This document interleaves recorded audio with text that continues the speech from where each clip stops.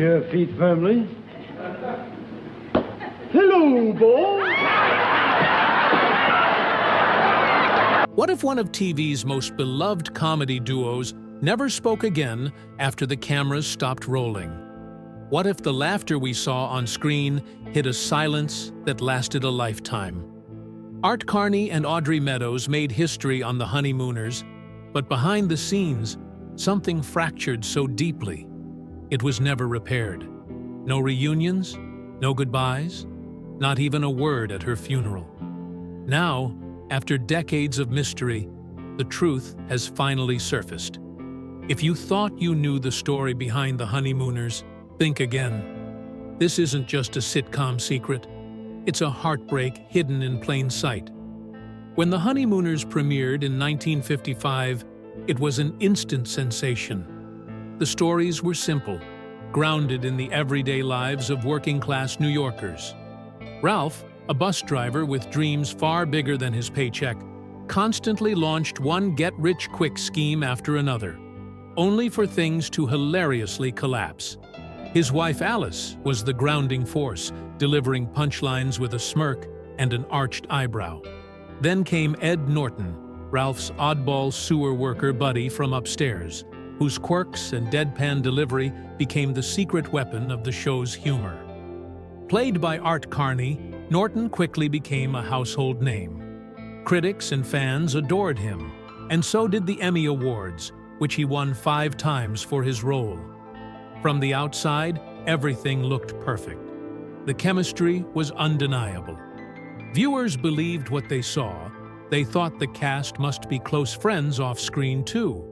But they were wrong. Behind the laughter was a secret that no one talked about. When the cameras stopped rolling in 1956, Art Carney walked away, not just from the show, but from the people who made it great. Most shocking of all, he never spoke to Audrey Meadows again. Not once. Why would someone so central to the legacy of a beloved show go completely silent? For decades, the answer was buried. But over time, through memoirs, interviews, and quiet admissions, a picture began to emerge. A portrait not of scandal, but of sorrow. Not of rage, but of retreat.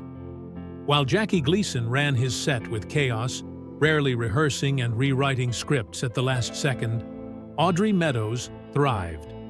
She had experience in live television and could keep up with his unpredictable rhythm.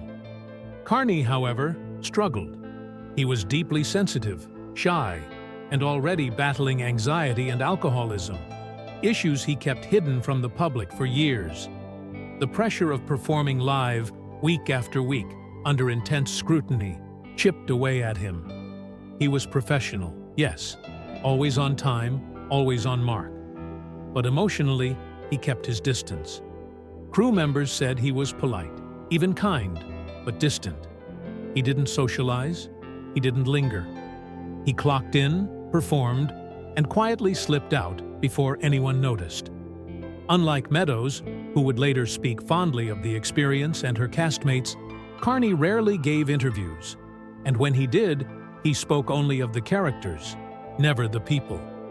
In every press moment, every tribute, every opportunity to reflect, he stayed silent. When Gleason died in 1987, Meadows offered memories and respect. Carney said nothing.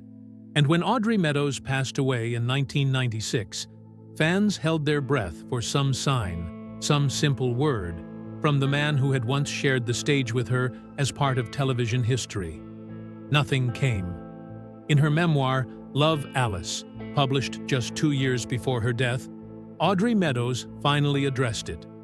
She described Carney as brilliant and gentle, but also a man who wasn't comfortable around anyone, not even himself. It wasn't said with bitterness, only sadness. In her final interview, she admitted she'd hoped they might speak again. Even just once, she said. There was nothing bitter between us, but sometimes silence is louder than an argument. That silence became a defining part of Carney's life. Born in Mount Vernon, New York, the youngest of 6 brothers, Art Carney had a long journey before fame. He served as a machine gunner during World War II, surviving the Battle of Normandy, but came home with shrapnel in his leg, a permanent limp he carried for the rest of his life. He entered show business through radio, doing impressions and comedy sketches, eventually teaming up with Jackie Gleason on The Cavalcade of Stars.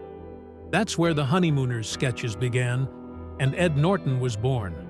But fame brought more pressure than joy. As Carney's star rose, so did his personal struggles. He battled alcoholism from a young age and later turned to prescription drugs. Despite countless attempts at treatment, psychiatric care, Alcoholics Anonymous, even a powerful medication called antabuse, it was a constant fight. At his lowest, Carney suffered what his family called an emotional collapse in 1961, just a few years after the Honeymooners ended. Publicly, it looked like a hiatus. Privately, it was a breakdown.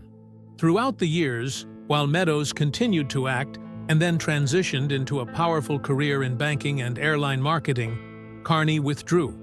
He refused to participate in cast reunions, turned down lucrative offers for retrospectives.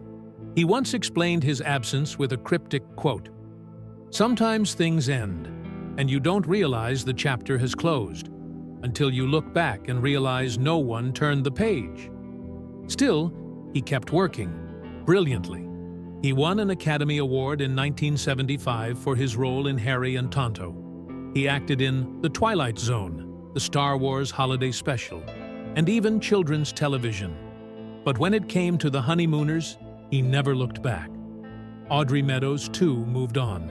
She married Robert Six, president of Continental Airlines, and became an influential figure in business. She designed flight attendant uniforms, overhauled airline lounges, and sat on banking boards, decades ahead of her time.